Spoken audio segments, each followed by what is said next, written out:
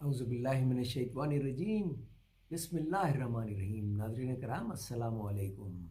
آج کل تلاوت کر رہے ہیں سورہ یونس کی، اور آج پہنچے ہیں آیات 25 اور 26 پہ۔ جی ہاں، صرف 2 آیات۔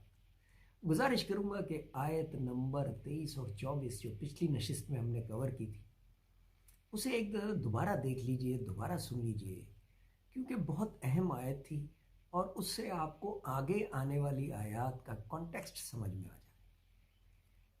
آیت نمبر 25 سے شروع کرتے ہیں آج۔ واللہ یدعو الی دار السلام، اور اللہ بلاتا ہے سلامتی کے گھر کی طرف۔ وَيَهْدِي مَن يَشَاءُ إِلَى صِرَاطٍ مُسْتَقِيمٍ، اور دکھلاتا ہے جس کو چاہے راستہ سیدھا۔ سبحان اللہ، سبحان اللہ۔ اب اس آیت کو ذرا سمجھنے کی کوشش کیجئے۔ واللہ یدعو الی دار السلام، اللہ خود بلا رہا ہے، یعنی اذان ہو رہی ہے، آپ یہ سمجھیں، اور اس کی طرف سے دعوت مل رہی ہے کہ آپ عبادت کے لیے آئیں، لیکن ساتھ ہی وہ کہتا ہے کہ جس کو چاہے راستہ سیدھا دکھائے۔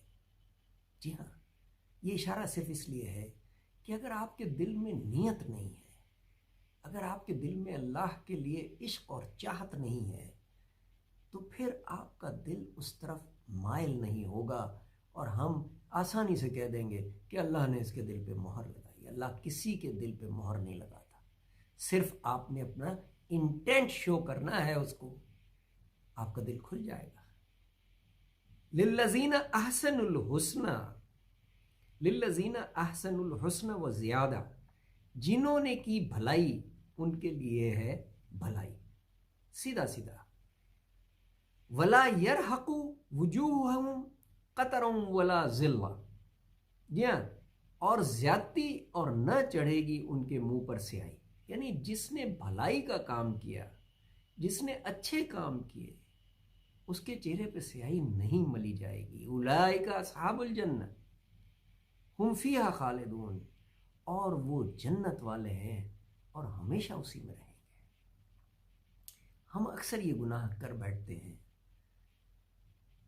کہ ہمیں اپنی نیکی کا بدلہ فوراً چاہیے ہوتا ہے۔ جب ہم کوئی نیکی کا عمل کرتے ہیں اللہ کی رضا کے لیے، تو یہ ایکسپیکٹ کرنا شروع کر دیتے ہیں کہ ہمیں فوراً ہی اس کی جزا ملے گی۔ نہیں، اللہ نے سزا اور جزا کا وقت اپنے ہاتھ میں رکھا ہوا ہے۔ آپ کا کام ہے کوشش کرنا، دعا کرنا، گناہوں کی معافی طلب کرنا اور اللہ کا حکم بجانا۔ صدق اللہ۔